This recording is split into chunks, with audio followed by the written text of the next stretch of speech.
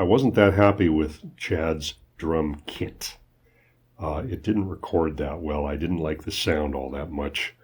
There was a little too much hi-hat bleed on some things. So you mentioned Chad Channing right now. For me, as a Nirvana fan, I always first of all, I felt bad that he wasn't inducted to the Hall of Fame. I really felt he should have been. Secondly, I feel like he's kind of overlooked because all the credit to Dave Grohl, he's a monster drummer. He's one of the best drummers out there. How you compete with Dave Grohl? Exactly, I mean, he's everywhere. Exactly. But I feel like because you're competing with someone who's like Dave Grohl, he kind of gets overlooked. As a drummer, from your experience working with him, was he a good drummer to work with? Yeah, he was great. He's artistically a very good drummer. He's got a good pop sense. As Dave Grohl has pointed out repeatedly, he was playing a lot of Chad Channing's drum parts on Nevermind because the band had demoed a lot of that material while Chad was still in the band. And Grohl has given credit where it's due to that because a lot of the drum arrangements, as it were from Chad. I think the time when you can really hear Dave Grohl playing Dave Grohl drum parts is on In Utero. Mm-hmm. You know, Scentless Apprentice being the best example. You know, that's freaking, there's Dave being Dave, you know. Yeah. It starts with a drum pattern that's completely iconic. So, yeah, Chad doesn't get credit, but Chad, he was not as ambitious as Dave, and nobody plays as hard as Dave. I mean, I don't know how his limbs and joints and muscles can withstand that level of intensity, really, because Chad's a pretty good drummer, but Dave is an animal. So, you know, it's just different people doing different things. Chad has played in a number of other projects years later that I have recorded, actually, where the drumming is marvelous, including some of the songwriting, because Chad is actually a songwriter as well. People don't realize that. He has a couple of albums under the name Before Cars that are pretty nice tunes on those records. He's a pretty good singer. He plays bass well. Yeah, different destinies. What are you going to do? Yeah, for sure. But, you know, I mean, thankfully, from what I've seen, you know, various interviews here and there, it seems that the split with Nirvana was amicable. More or less. I mean, you know, I think they were just going in different directions. I know Chad wanted to contribute some songwriting, and that wasn't going to happen. You know, it's just whatever. They were after something else. Mm-hmm. Now, you know, they didn't just end up with Dave Grohl initially. They did a tour with Dan Peters. They called up Dale Crover and did a tour with him.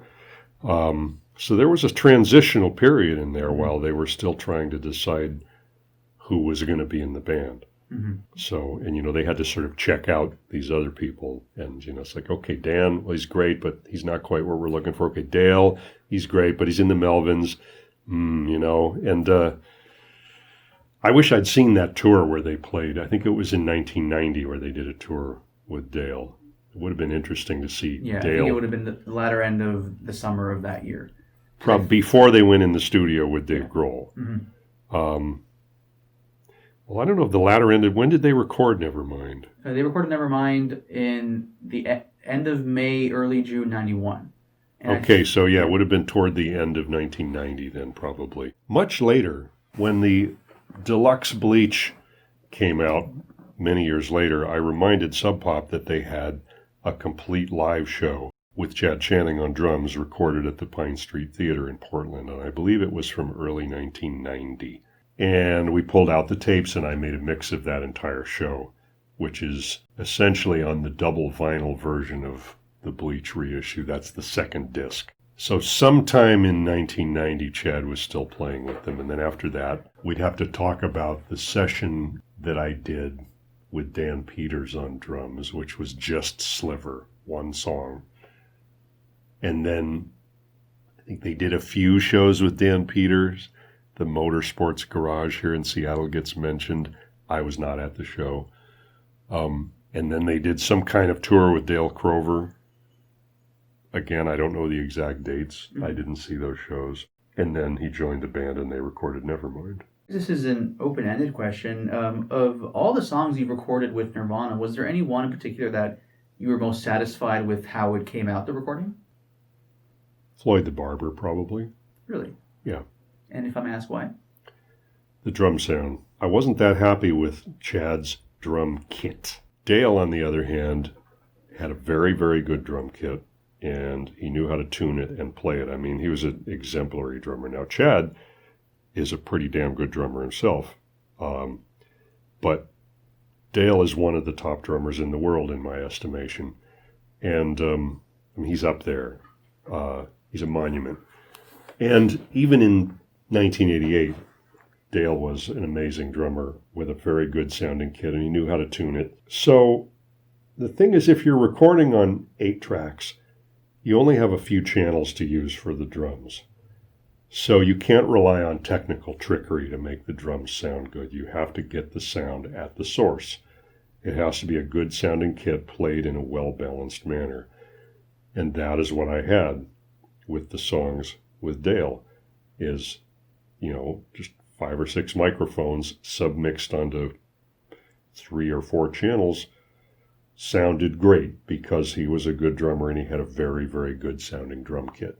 So that made my recording sound a lot better than an 8-track recording, because it sounded like I had recorded the drums with some full multi-track, array of microphones and technology, and it was really just a great sounding kit. The drums make a lot of difference. So from a technical angle, I like the way Floyd the Barber and Paper Cuts sound. Also the fact that I was allowed to remix those specifically for the Bleach record,